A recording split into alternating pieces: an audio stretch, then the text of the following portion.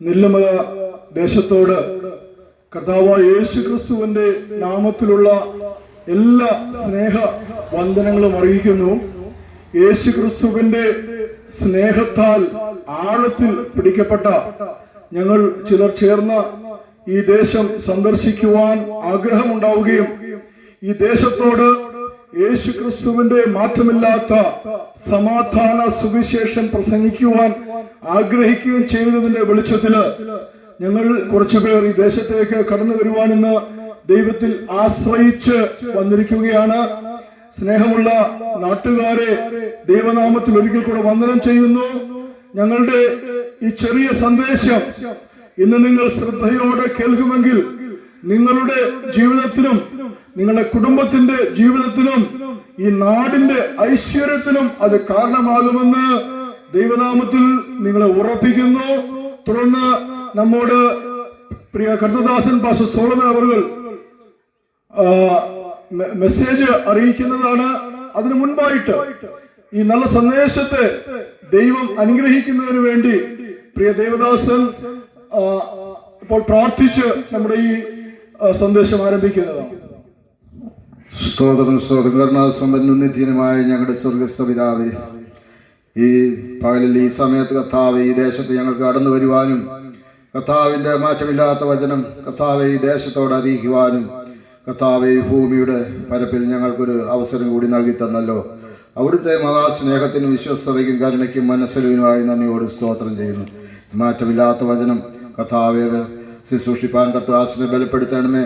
കേൾക്കുന്ന കർത്താവെ ജനം അനുഗ്രഹം പ്രാപിപ്പാൻ, വിടുതൽ പ്രാപിപ്പാൻ, കർത്താവിൻ്റെ സന്നിധിയിൽ കർത്താവെ അവിടുന്ന് ആയിരിക്കാനൊക്കെ അവരെ ഒന്ന് സഹായിക്കണമേ. സമാധാനവും സന്തോഷവും കർത്താവെ അവിടുന്ന് ഈ നൽകി കൊടുക്കണമേ എന്ന് പ്രാർത്ഥിക്കുന്നു. കർത്താവെ ഈ ദേശം അനുഗ്രഹിക്കപ്പെടണമേ എന്ന് പ്രാർത്ഥിക്കുന്നു. കർത്താവെ ദൈവമേ കുഞ്ഞുങ്ങൾ അനുഗ്രഹിക്കപ്പെടണമേ. ഭവനങ്ങൾ കർത്താവെ സമാധാനത്തിലും സന്തോഷത്തിലും ആയിരിക്കാൻ ദൈവമേ വചനം കേൾക്കുന്ന ഹൃദയങ്ങളോട് അവിടുന്ന് സംസാരിക്കണമേ എന്ന് പ്രാർത്ഥിക്കുന്നു. കർത്താവെ പൂർണ്ണമായും കരങ്ങളിൽ തരുന്നു. പ്രാർത്ഥന കേട്ടതിനായ സ്തോത്രം.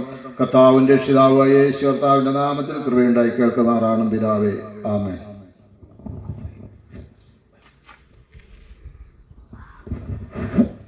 കർത്താവായ യേശു ക്രിസ്തുവിൻ്റെ നിസ്തുല്യ നാമത്തിൽ സ്നേഹവന്ദനങ്ങൾ പ്രാരംഭമായിട്ട് ഓർപ്പിക്കുക.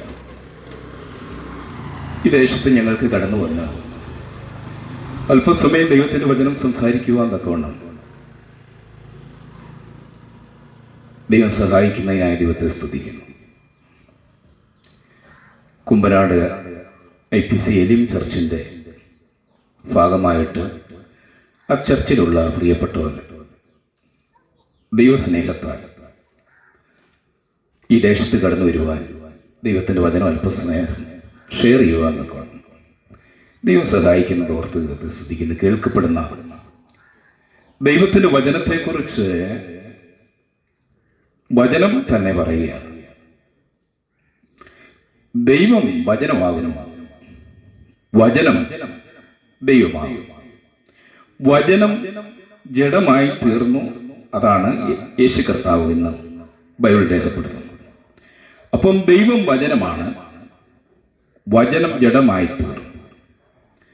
അപ്പോൾ ഈ ദൈവത്തിൻ്റെ വചനം വിശുദ്ധ ബൈബിൾ രേഖപ്പെടുത്തിയിരിക്കുന്നത്, എഴുതപ്പെട്ടിരിക്കുന്നത് പരിശുദ്ധാത്മാവിനാണ് ഇത് രേഖപ്പെടുത്തിയിരിക്കുന്നത്. പരിശുദ്ധാത്മാവിനാൽ, ഈ പരിശുദ്ധാത്മാവിനാൽ രേഖപ്പെടുത്തിയിരിക്കുന്ന ദൈവത്തിന്റെ വചനം പ്രവാചകന്മാരിൽ കൂടെ ദൈവത്തിന്റെ ആത്മാവ് പറഞ്ഞു കൊടുത്ത കാര്യമാണ് ബൈബിളായി ക്രമീകരിക്കപ്പെട്ടിരിക്കുന്നത്.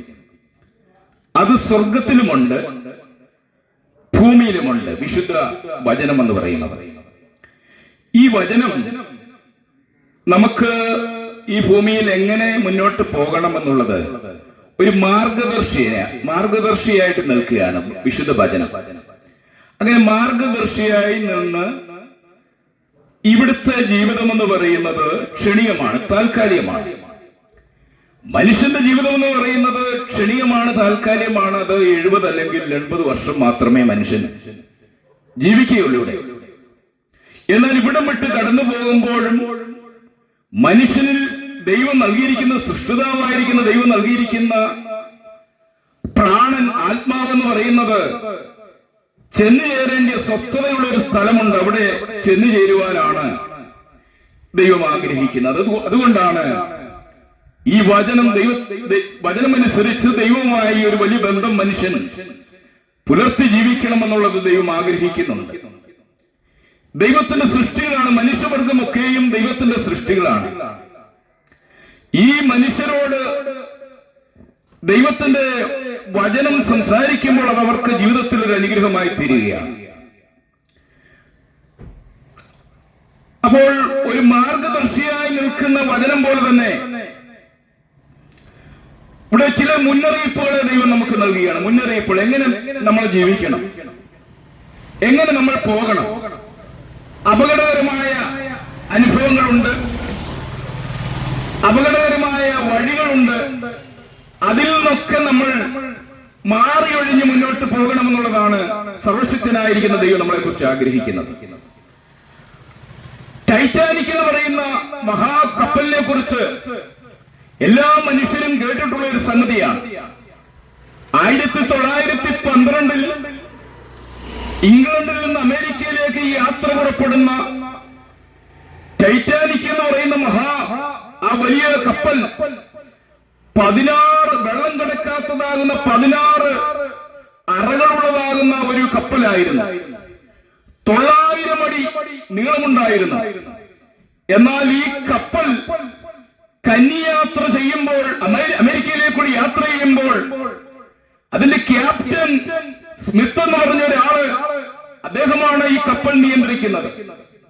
കപ്പൽ മുന്നോട്ട് യാത്ര ചെയ്ത് മുന്നോട്ട് വരുമ്പോൾ റേഡിയോ സന്ദേശങ്ങൾ അദ്ദേഹത്തിന് കേൾക്കുവാനിടയായി. അറ്റ്ലാന്റിക് സമുദ്രത്തിലൂടെ വലിയ മഞ്ഞുമലകൾ ഒഴുകി വരുന്നു. ഈ മഞ്ഞുമലകളെ അത് അപകടകരമാണ്, അതുകൊണ്ട് ഈ കപ്പൽ വഴിതിരിച്ചു വിടണമെന്ന് റേഡിയോ സന്ദേശങ്ങൾ കൈമാറിക്കൊണ്ടിരുന്നു. എന്നാൽ ഈ വലിയ കപ്പൽ നിർമ്മിച്ച കമ്പനി പോലും പറയുന്നുണ്ട്, ഈ കപ്പലിനെ തകർക്കുവാൻ ആർക്കും കഴിയുകയില്ല. ഇത് അങ്ങനെ കമ്പനിക്ക് പോലും ഒരു വിശ്വാസമുള്ളപ്പോൾ ആ ക്യാപ്റ്റനോടൊപ്പമുള്ള സഹപ്രവർത്തകരും വിശ്വാസത്തോടെ അവർ ഈ കപ്പൽ മുന്നോട്ട് കൊണ്ടുപോവുകയാണ്. അപ്പോൾ വലിയൊരു മഞ്ഞുമല വന്ന് ഈ കപ്പലിനെ ഇടിക്കുന്നതായി കാണുവാൻ കോണം കഴിയുന്നു. ആ കപ്പലിന് പോയ യാത്രയിൽ അതിന്റെ സ്പീഡ് കുറയ്ക്കുകയോ അതിന്റെ ദിശ മാറ്റിവിടുകയോ ചെയ്യാതെ ക്യാപ്റ്റൻ മുന്നോട്ട് കൊണ്ടുപോകുമ്പോൾ ആ വലിയ മഞ്ഞുമലയിൽ ചെന്നിടിച്ച് ആ കപ്പലിന്റെ മുൻഭാഗം തകരുവാൻ തക്കോണം ഇടയായിത്തീർന്നു. അത് ചില നിമിഷങ്ങൾക്കുള്ളിൽ, ചില മണിക്കൂറുകൾക്കുള്ളിൽ ഈ പിളർന്ന ഭാഗത്തോടെ വെള്ളം കയറി ആ കപ്പൽ അറ്റ്ലാന്റിക് മഹാസമുദ്രത്തിന്റെ അടിത്തട്ടിലേക്ക് താഴുവാൻ തക്കോണോടെയായിത്തീർന്നു. അന്ന് മരിച്ചത് 1513 പേർ. ആ കപ്പലിൽ പ്രാണൻ നഷ്ടപ്പെടുവാൻ തക്കോണം ഇടയായിത്തീർന്നു.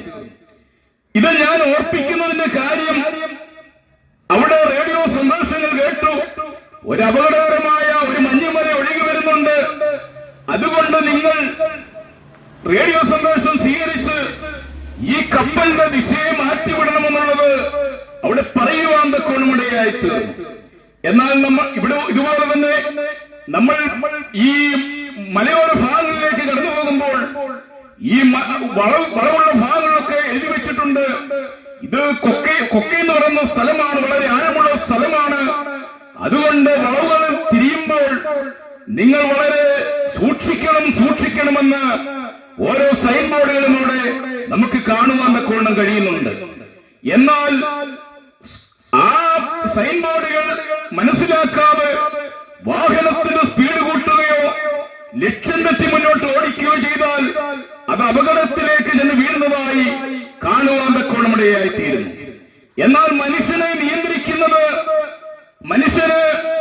മനുഷ്യ ജീവിതത്തിൽ ശരീരത്തിൽ രോഗങ്ങളും പ്രയാസങ്ങളും വരുമ്പോൾ അതിന് ചികിത്സയുണ്ട്, അതിന് പ്രതിവിധിയുണ്ട്, അതിന് വൈദ്യന്മാരുടെ അടുക്കൽ കടന്നുപോയി അതിന് തക്കതാവുന്ന ചികിത്സകൾ ചെയ്യുന്നതായി കാണുവാൻ തക്കോണം കഴിയുന്നു.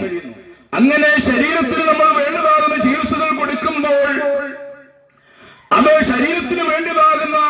ഒരു സൗഖ്യം നമുക്ക് ലഭിക്കുന്നതായി കാണുവാൻ തക്കോണം കഴിയുന്നു. എന്നാൽ ഈ ശരീരത്തിനുള്ളിലുള്ള ആത്മാവിന് ഒരു ചികിത്സ ആവശ്യമായി ഉണ്ട്. ഈ ചികിത്സ എന്ന് പറയുന്നത് അവൻ ഈ ഭൂമിയിൽ പാർക്കുമ്പോൾ മനുഷ്യ ജീവിതത്തിൽ ചികിത്സിക്കപ്പെടാതെ ഒരു മനുഷ്യർക്കും ഈ ഭൂമിയിൽ മുന്നോട്ട് പോകുവാൻ കഴിയുകയില്ല. കാരണം എന്താണെന്ന് ചോദിച്ചു കഴിഞ്ഞാൽ ഇന്നത്തെ ലോക സംഭവങ്ങൾ വിളിച്ചറിയിക്കുന്നത് സമാധാനമില്ലാത്ത ഒരു ലോകത്തിലാണ് നമ്മൾ മുന്നോട്ട് യാത്ര ചെയ്യുന്നത്. എന്തെല്ലാം ഈ ഭൂമിയിൽ ഉണ്ടെങ്കിലും, നന്മകൾ ഉണ്ടെങ്കിലും, ബാഹ്യ ബാലൻസ് ഉണ്ടെങ്കിലും, ഭൂമികൾ ഉണ്ടെങ്കിലും, മഹാസൗധങ്ങൾ ഉണ്ടെങ്കിലും, നമുക്ക് വേണ്ടിയതാകുന്ന ആൾബലം ഉണ്ടെങ്കിലും, ഇതൊക്കെയും വിളിച്ചു പറയുന്നത് ഒരു നേരം പോലും പലപ്പോഴും സ്വസ്ഥതയും സമാധാനവും ഇല്ലാതെ മനുഷ്യൻ മുന്നോട്ട് പോകുന്നതായി കാണുവാൻ തക്കോണം കഴിയുന്നു. എന്തിനേറെ പറയുന്നു, കുടുംബങ്ങളിൽ പോലും സ്വസ്ഥതയില്ല. മാതാപിതാക്കന്മാരും കുഞ്ഞുങ്ങളും തമ്മിൽ പോലും സ്വസ്ഥതയില്ല. അത് ഇന്നത്തെ കാലത്ത് ഞാനൊക്കെ എന്റെയൊക്കെ ചെറുപ്രായത്തിൽ മാതാപിതാക്കന്മാരെ ബഹുമാനിച്ചും സ്നേഹിച്ചുമൊക്കെ പോയിരുന്ന ഒരു വലിയൊരു കാലഘട്ടമുണ്ട്. എന്നാൽ ഇന്നത്തെ ഒരു കാലഘട്ടം എന്ന് പറയുന്നത് കുഞ്ഞുങ്ങളെ പോലും മാതാപിതാക്കന്മാർക്ക് പേടിയുള്ളതാകുന്ന ഒരു കാലത്തിലേക്ക് എത്തിയിരിക്കുകയാണ്. അവർക്ക് നല്ലതാകുന്ന വിദ്യാഭ്യാസം കൊടുക്കുന്നു, നല്ല ഭക്ഷണം കൊടുക്കുന്നു, അവരെ നല്ല നിലയിൽ വളർത്തിക്കൊണ്ടുവരണമെന്ന് ആഗ്രഹിക്കുമ്പോൾ കുഞ്ഞുങ്ങൾ വഴിതെറ്റിന്ന് മദ്യത്തിനും മയക്കുമരുന്നിനും ലഹരിക്കും അവർ അടിമകളായി അവരുടെ ജീവിതത്തെ പോലും തകർത്തുകൊണ്ട് മുന്നോട്ട് അവർക്ക് പോകുവാൻ കഴിയാതെ വണ്ണം, ഒരു ഉയർച്ചയിലേക്ക് പോകുവാൻ കഴിയാതെ വണ്ണം മാതാപിതാക്കന്മാർക്കും ദേശത്തിനും സ്വസ്ഥത കൊടുക്കാതെ മുന്നോട്ട് പോകുമ്പോൾ എന്തിനേറെ പറയുന്നു, മാതാപിതാക്കന്മാർ ഈ കുഞ്ഞുങ്ങളെ ഓർത്ത് വളരെ വിലപിക്കുന്ന ഒരു കാലഘട്ടത്തിലേക്ക് എത്തിയിരിക്കുകയാണ്.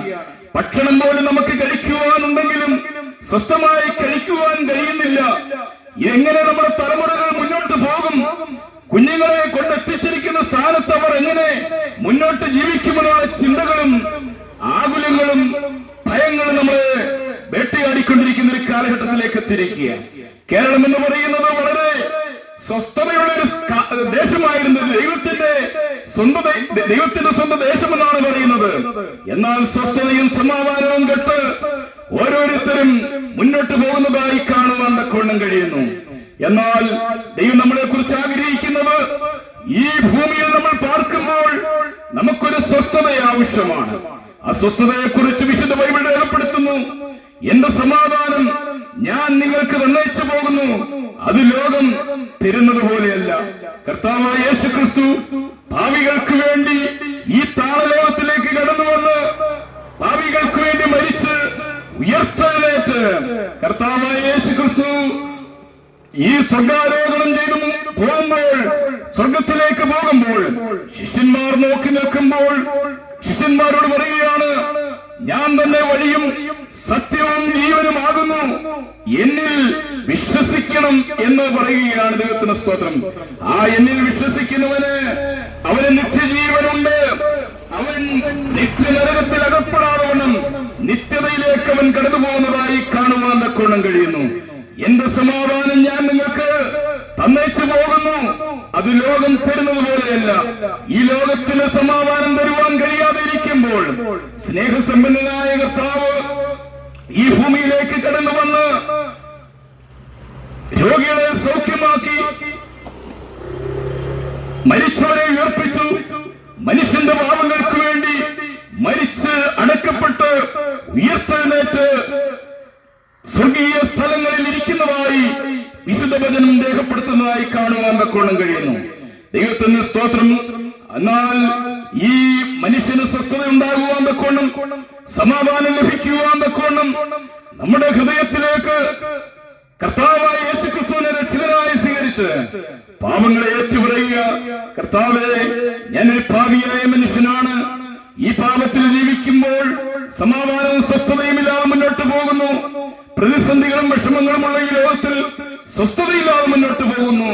എന്നാൽ എന്റെ ജീവിതത്തിലേക്ക് കടന്നു വന്ന് എന്റെ പാപങ്ങളെ അവിടുന്ന് ക്ഷമിച്ച് അവിടുത്തെ രക്തം കൊണ്ട് എന്നെ കഴുകി ശുദ്ധീകരിച്ച് ഒരു മകളാക്കി തീർക്കണമേ എന്ന് പ്രാർത്ഥിക്കുമ്പോൾ നമ്മുടെ ജീവിതത്തിലേക്ക് കടന്നു വരികയും നമ്മുടെ ജീവിത യാത്രയിൽ ദൈവം നമുക്ക് തന്നിരിക്കുന്ന കാര്യങ്ങൾ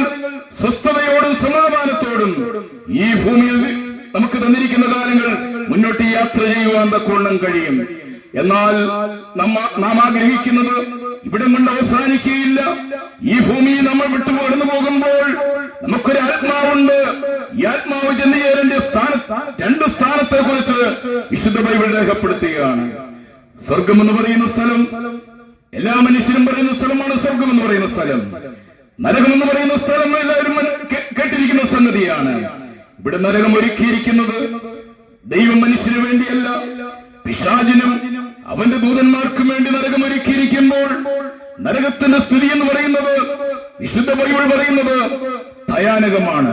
നമ്മുടെ ശരീരത്തിൽ നിന്ന് ആത്മാവ് വിട്ടുപോകുമ്പോൾ അത് ഒന്നാം മരണം എന്ന് പറയുന്നു. എന്നാൽ രണ്ടാം മരണമാകുന്ന നിത്യമരണമാണ് ജീവന്റെ പുസ്തകത്തിൽ പേരെഴുതി കാണാത്ത എവനെയും തീപ്പൊയ്കയിൽ തള്ളിയിടും. അതെത്ര രണ്ടാമത്തെ മരണം? ഒരു ജീവന്റെ പുസ്തകമുണ്ട്. ജീവന്റെ പുസ്തകത്തിൽ നമ്മുടെ പേരെഴുതണമെന്നുണ്ടെങ്കിൽ, അവിടെ പേരെഴുതണമെന്നുണ്ടെങ്കിൽ ജീവിതയാത്രയിൽ യേശുവിനെ സന്ദർശകനായി സ്വീകരിച്ച് പാപങ്ങളെ ഏറ്റുപറഞ്ഞ് ശേഷിക്കുന്ന സമയങ്ങൾ സ്വർഗത്തിലേക്ക് സ്ഥിരമായിരിക്കുന്ന വചനം ഭൂമിയിൽ ദൈവം നമുക്ക് നൽകി തന്നിരിക്കുമ്പോൾ ആ വചനമനുസരിച്ച് മുന്നോട്ട് പോകാനാണ് ദൈവം നമ്മളെ കുറിച്ച് ആഗ്രഹിക്കുന്നത്. ഒരു കാര്യം ഞാൻ ഓർപ്പിക്കട്ടെ, ഇവിടം ക്ഷണികമാണ്. മനുഷ്യജീവിതം ക്ഷണികമാണ്, താൽക്കാലികമാണ്.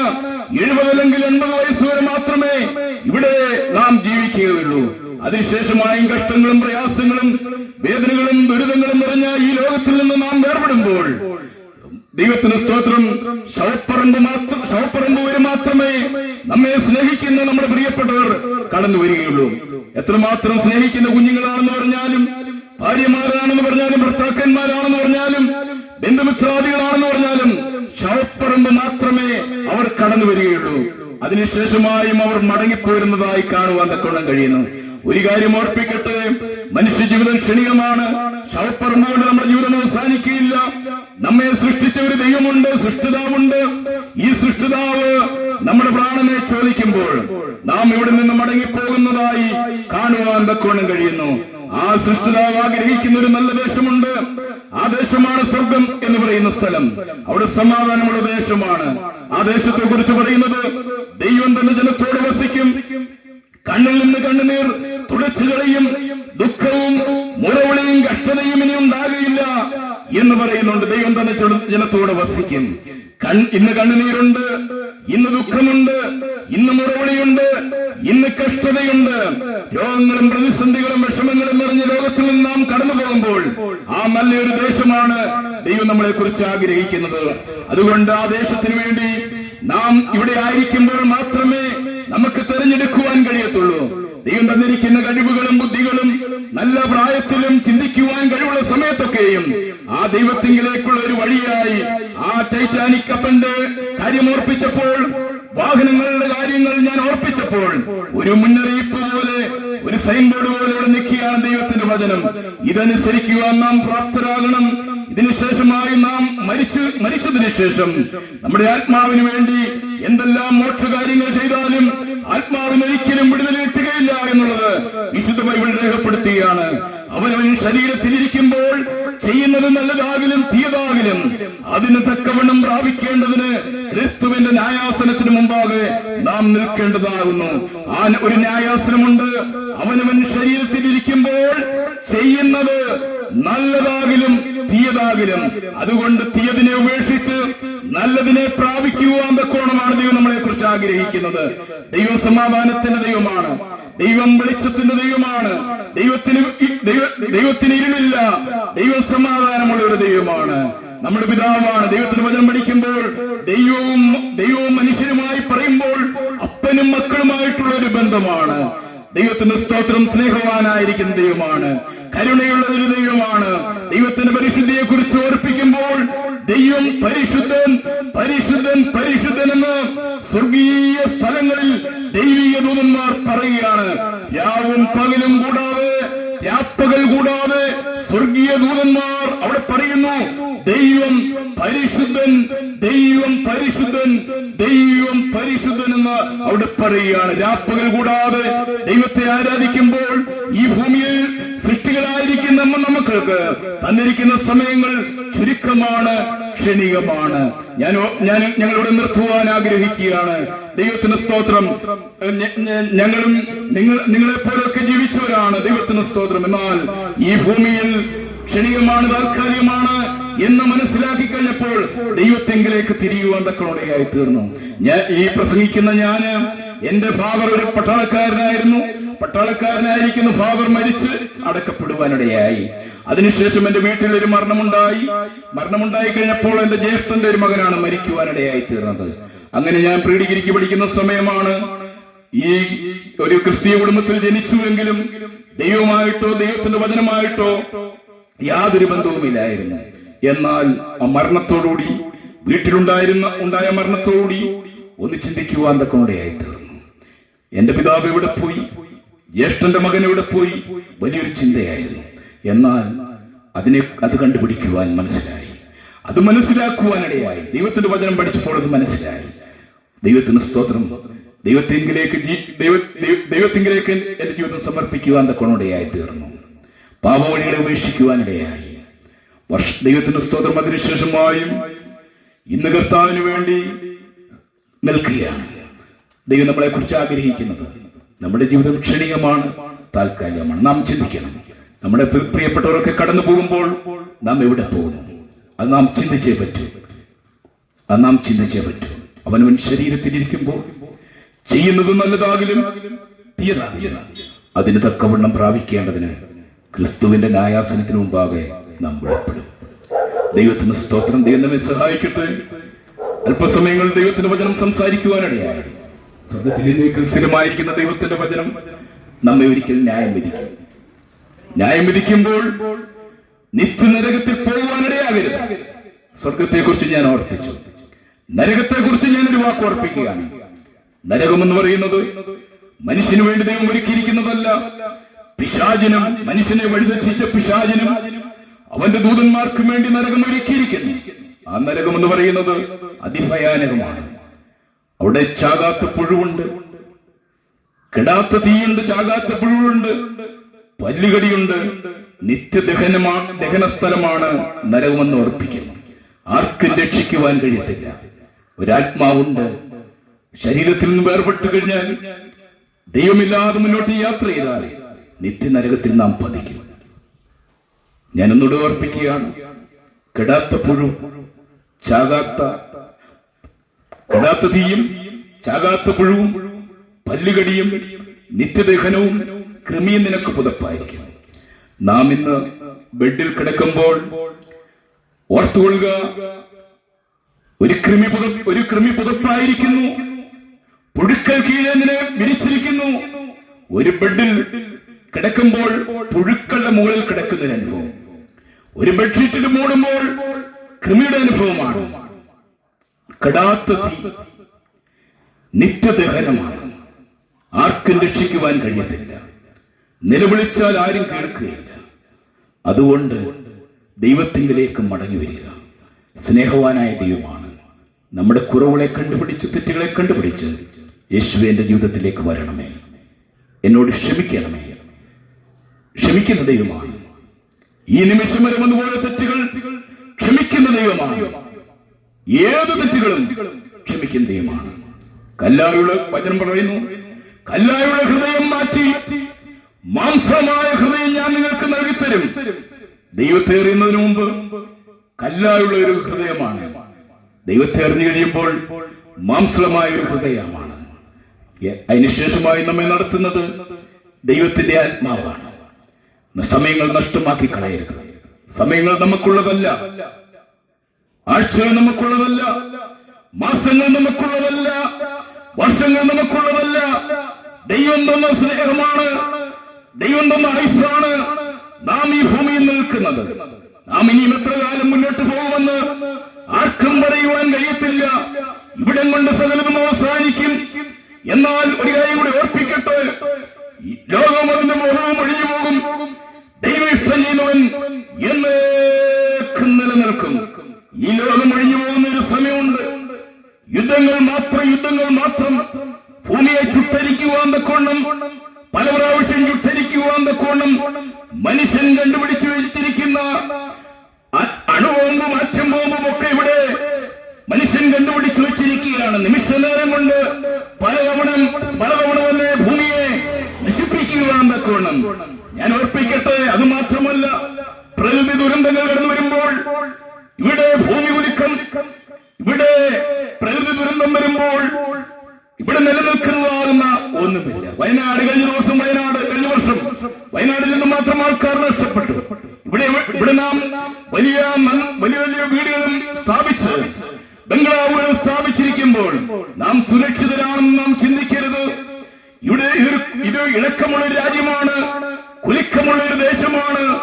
അതുകൊണ്ട് ഇവിടെ നാം ക്ഷണികരായി മാത്രമേ ജീവിക്കുന്നുള്ളൂ. ഇവിടെ നമ്മളൊരു യാത്രക്കാരാണ്, ക്ഷണികമായി മാത്രം ജീവിക്കുന്നു. സത്രത്തിൽ വസിക്കുന്നത് പോലെ നമ്മൾ സത്രത്തിൽ വസിച്ച് നമ്മൾ ഇവിടെ നമ്മുടെ സ്വന്തം ദേശത്തേക്ക് നമ്മൾ ഒരിക്കൽ മടങ്ങിപ്പോകും. നാം എവിടെ നിന്ന് വന്നു, എവിടെയായിരിക്കുന്നു, ഇനി എവിടേക്ക് പോകും എന്നതാണ് ചിന്ത നമ്മെ ഭരിക്കട്ടെ. അതുകൊണ്ട് നാം ഇനി എവിടേക്ക് പോകും, നാം ഇവിടെ ആയിരിക്കുന്ന സമയങ്ങൾ, നമുക്ക് തന്നിരിക്കുന്ന സമയങ്ങൾ നഷ്ടമാക്കാതെ നമ്മുടെ ജീവിതം കർത്താവിന് വേണ്ടി സമർപ്പിച്ച് നമുക്ക് മുന്നോട്ട് യാത്ര ചെയ്യാം. ഈ കർത്താവിനെ സ്നേഹിക്ക്, ഈ കർത്താവ് നമ്മെ വഴി നടത്തും. ദൈവത്തിന് ഇത്രത്തോളം സമയം ദൈവത്തിന്റെ വചനം സംസാരിപ്പാനിടയായി നഷ്ടപ്പെട്ടു പോകാതെ നമ്മളെ തന്നെ സമർപ്പിച്ച് മുന്നോട്ട് പോകാം. ഈ വചനങ്ങളാൽ കർത്താവ് നമ്മെ സഹായിക്കും. ഞങ്ങളുടെ വാത്സല്യ ദേശമേ, ഭവനക്കാരെ, ഇത്രയും സമയം ഈ ദേവദാസൻ നിങ്ങളോട് സംസാരിച്ചതിന്റെ ഒരു സംക്ഷിപ്തം എന്ന് പറയുന്നത്, അദ്ദേഹം ടൈറ്റാനിക് കപ്പലിനെ കുറിച്ചും വളവുകളിലും തിരിവുകളിലുമുള്ള അപകട സൂചനകളെ കുറിച്ചും ഒക്കെ നിങ്ങളോട് സംസാരിച്ചു. അതിന്റെ അർത്ഥം എന്താണ്? ഹല്ലേലൂയ! നമ്മുടെ ജീവിതത്തിൽ, നമ്മുടെ യാത്രയിൽ അപകട സൂചനകളെ കാര്യമാക്കാതെ, നോക്കാതെ, അത് ഗ്രഹിക്കാതെ മുൻപോട്ട് നിങ്ങൾ യാത്ര ചെയ്യുന്നുവെങ്കിൽ നിങ്ങൾ ചെന്നെത്തുന്നത് പക്ഷേ വലിയ അപകടത്തിലായിരിക്കാം. അതുകൊണ്ട് ഈ ദേശത്തോട് ചില ആത്മീയ അപകട സൂചനകൾ വിളിച്ചു പറയുകയാണ് ദേവദാസൻ ചെയ്തത്. ഹല്ലേലൂയ!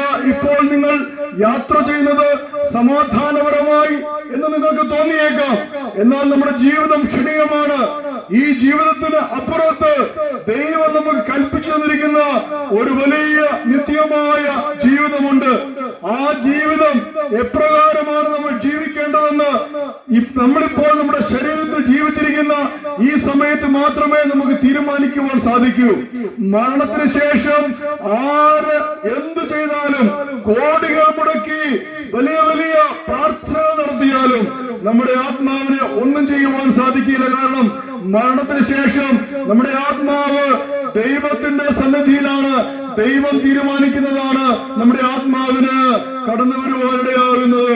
അതുകൊണ്ട് നമ്മൾ ജീവിച്ചിരിക്കുമ്പോൾ നിങ്ങളിപ്പോൾ കേട്ടതായ അപകട സൂചനകള് കാര്യമായി, ഗൗരവമായി എടുത്ത് ദൈവത്തിൽ ആശ്രയിക്കുകയും ദൈവത്തിൽ വിശ്വസിക്കുകയും കർത്താവായ യേശു ക്രിസ്തുവിനെ ഈ ദേശം രക്ഷിതാവായി സ്വീകരിക്കുകയും ചെയ്യുമെങ്കിൽ നിങ്ങളുടെ ജീവിതം ദൈവകരങ്ങളിൽ സുരക്ഷിതമായിരിക്കുമെന്ന് ഞങ്ങൾ പ്രഖ്യാപിക്കുന്നു.